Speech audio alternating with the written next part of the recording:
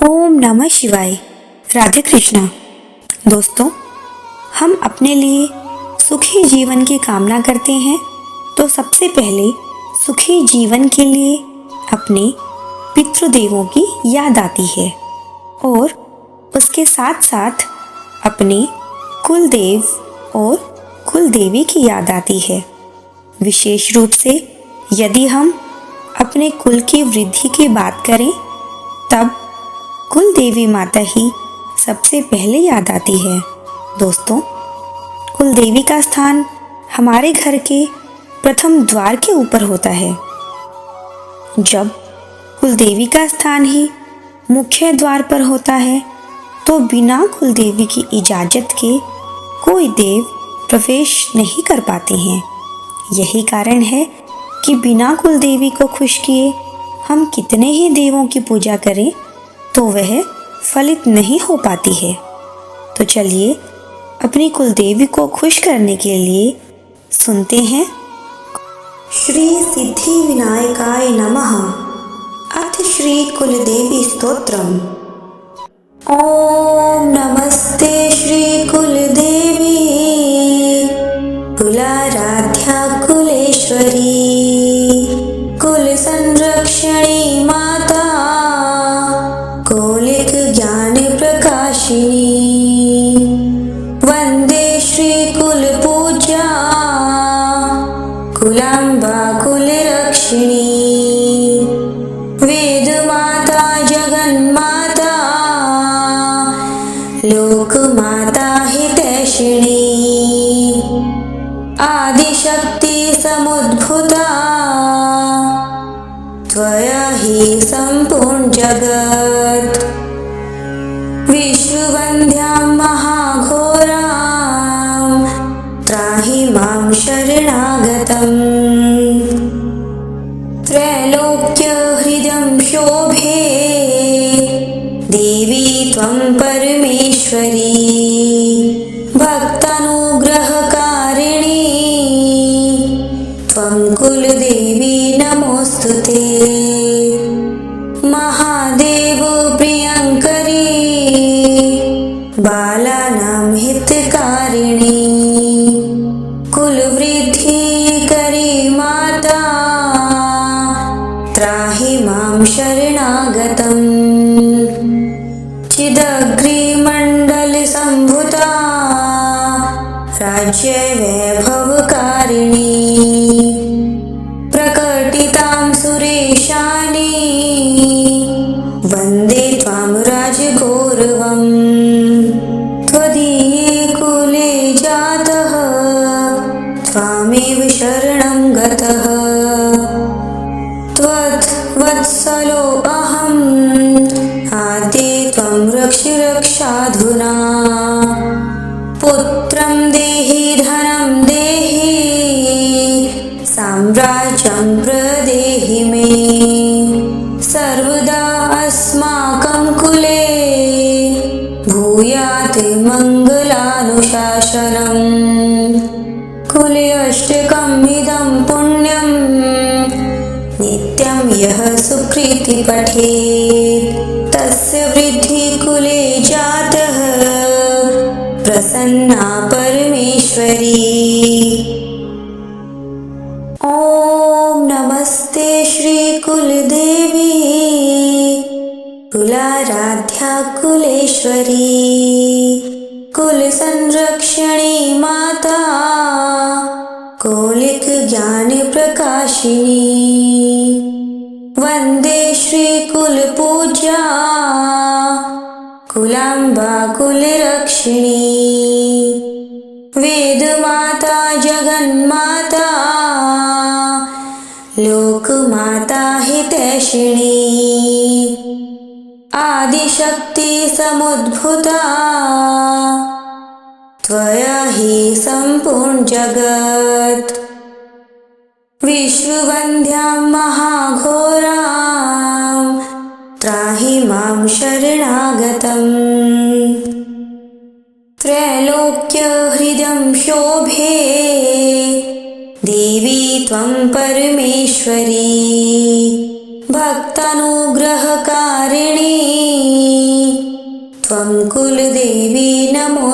नमोस्तुते। महादेव प्रियंकरी बालानां हितकारिणी कुलवृद्धिकरी माता त्राहि मां शरणागतम्।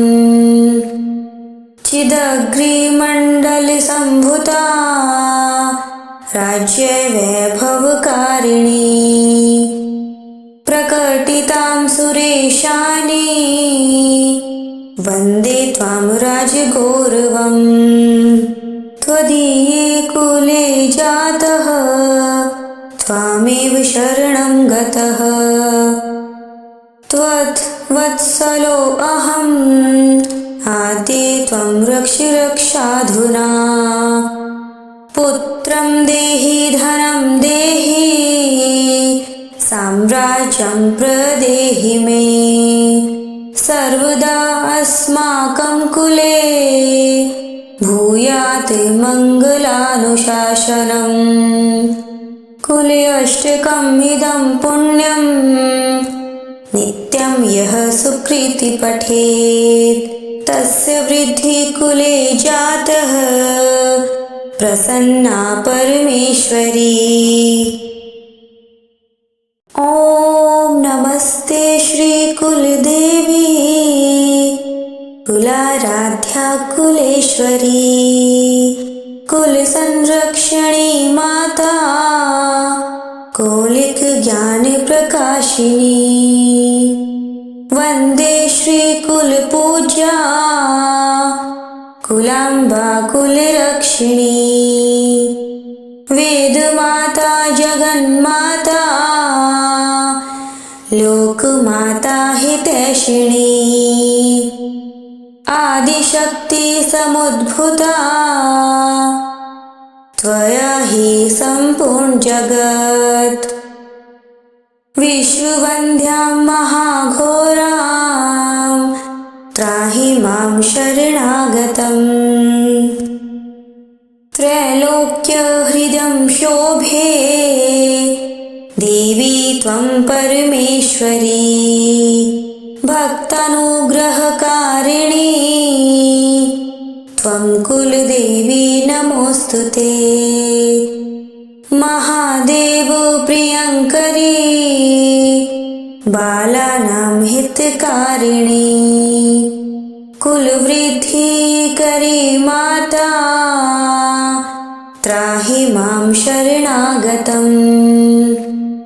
चिदग्निमण्डलसम्भूता राज्यवैभवकारिणी प्रकटितां सुरेशानी वन्दे त्वां राजगौरवम्। त्वदीये कुले जातः त्वामेव शरणं गतः। त्वद्वत्सलो अहम् आद्ये त्वं रक्ष रक्षाधुना।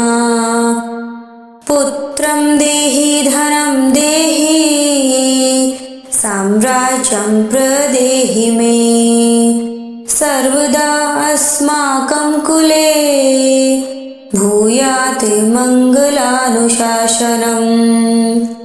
कुले अष्टकम् इदं पुण्यं नित्यं यः सुकृति पठेत् तस्य वृद्धि कुले जातः प्रसन्ना परमेश्वरी।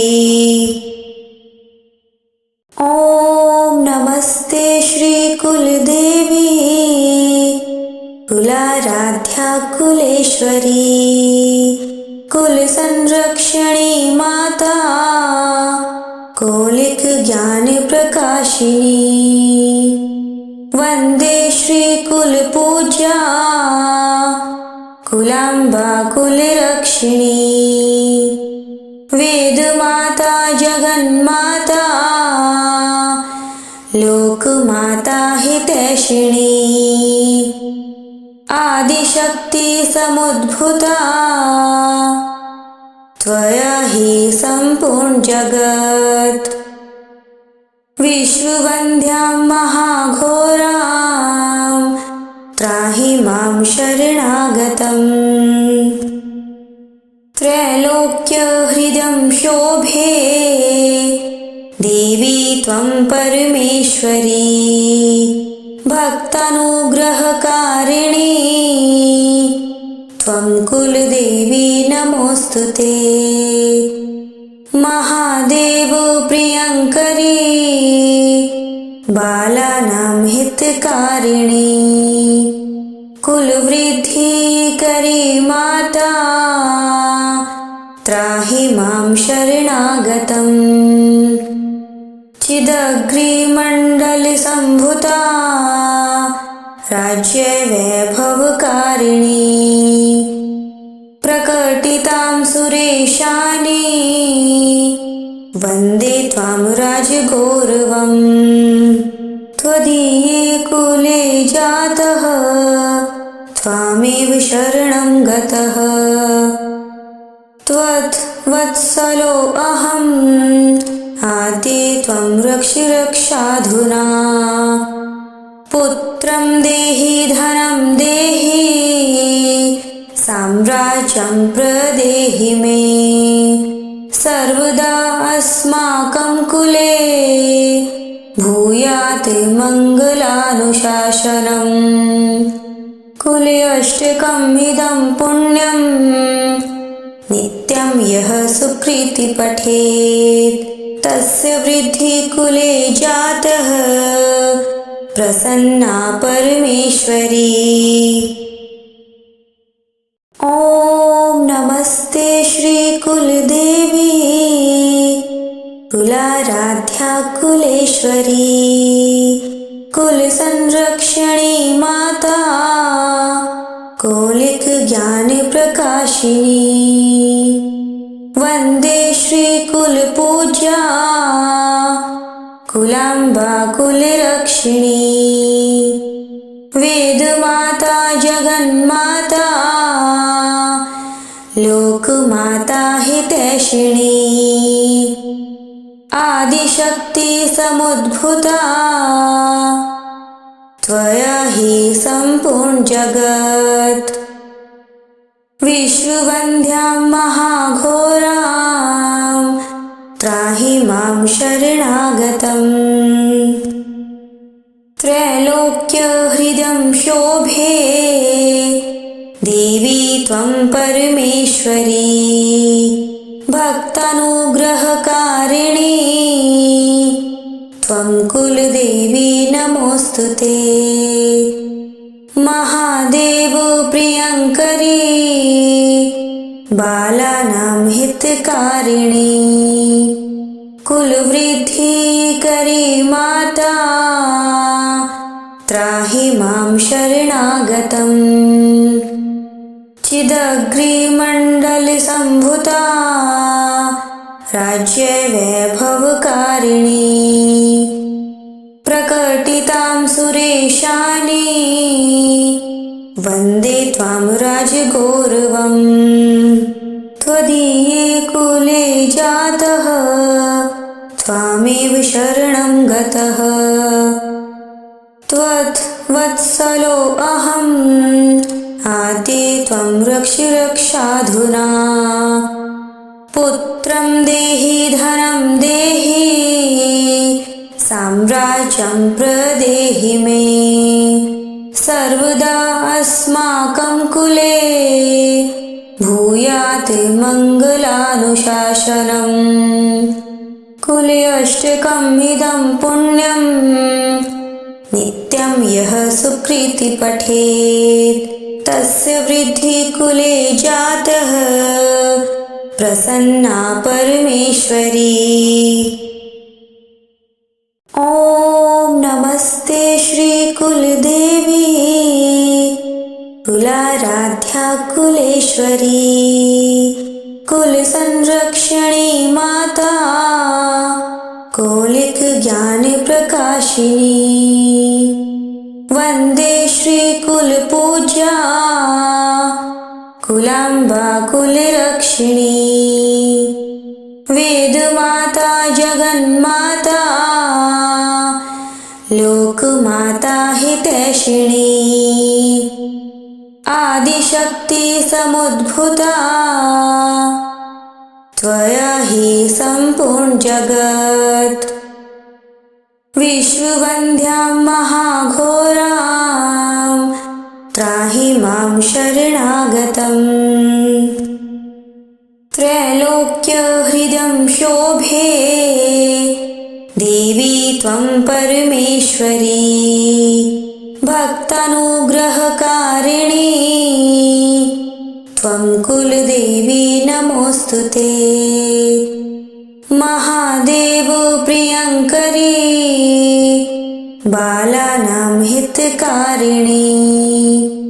कुलवृद्धिकरी माता त्राहि मां शरणागतम्। चिदग्निमण्डलसम्भूता राज्यवैभवकारिणी। प्रकटितां सुरेशानी वन्दे त्वां राजगौरवम्। त्वदीये कुले जातः त्वामेव शरणं गतः। त्वद्वत्सलो अहम् आद्ये त्वं रक्ष रक्षाधुना। पुत्रं देहि धनं देहि साम्राज्यं प्रदेहि मे। सर्वदा अस्माकं कुले भूयात् मङ्गलानुशासनम्। कुले अष्टकम् इदं पुण्यं नित्यं यः सुकृति पठेत् तस्य वृद्धि कुले जातः प्रसन्ना परमेश्वरी। ॐ नमस्ते श्री कुलदेवी कुलाराध्या कुलेश्वरी। कुलसंरक्षणी माता कौलिक ज्ञान प्रकाशिनी। वन्दे श्री कुलपूज्या कुलाम्बा कुलरक्षिणी। वेदमाता जगन्माता लोकमाता हितैषिणी। आदिशक्ति समुद्भूता त्वया हि सम्पूर्ण जगत्। विश्ववन्द्यां महाघोरां त्राहि मां शरणागतम्। त्रैलोक्यहृदं शोभे देवी त्वं परमेश्वरी। भक्तानुग्रहकारिणी त्वं कुलदेवी नमोऽस्तुते। महादेव प्रियङ्करी बालानां हितकारिणी। कुलवृद्धिकरी माता त्राहि मां शरणागतम्। चिदग्निमण्डलसम्भूता राज्यवैभवकारिणी। प्रकटितां सुरेशानी वन्दे त्वां राजगौरवम्। त्वदीये कुले जातः त्वामेव शरणं गतः। त्वद्वत्सलो अहम् आद्ये त्वं रक्ष रक्षाधुना। पुत्रं देहि धनं देहि साम्राज्यं प्रदेहि मे। सर्वदा अस्माकं कुले भूयात् मङ्गलानुशासनम्। कुले अष्टकम् इदं पुण्यं नित्यं यः सुकृति पठेत् तस्य वृद्धि कुले जातः प्रसन्ना परमेश्वरी। ॐ नमस्ते श्री कुलदेवी कुलाराध्या कुलेश्वरी। कुलसंरक्षणी माता कौलिक ज्ञान प्रकाशिनी। वन्दे श्रीकुलपूज्या कुलाम्बा कुलरक्षिणी वेदमाता जगन्माता लोकमाता हितैषिणी आदिशक्ति समुद्भूता त्वया हि सम्पूर्ण जगत् विश्ववन्द्यां महाघोरां त्राहि मां शरणागतम् त्रैलोक्यहृदं शोभे देवी त्वं परमेश्वरी भक्तानुग्रहकारिणी त्वं कुलदेवी नमोऽस्तुते महादेव प्रियङ्करी बालानां हितकारिणी कुलवृद्धिकरी माता त्राहि मां शरणागतम् चिदग्निमण्डलसम्भूता राज्यवैभवकारिणी प्रकटितां सुरेशानी वन्दे त्वां राजगौरवम् त्वदीये कुले जातः त्वामेव शरणं गतः त्वद्वत्सलो अहम् आद्ये त्वं रक्ष रक्षाधुना पुत्रं देहि धनं देहि साम्राज्यं प्रदेहि मे सर्वदा अस्माकं कुले भूयात् मङ्गलानुशासनम् कुले अष्टकम् इदं पुण्यं नित्यं यः सुकृति पठेत् तस्य वृद्धि कुले जातः प्रसन्ना परमेश्वरी।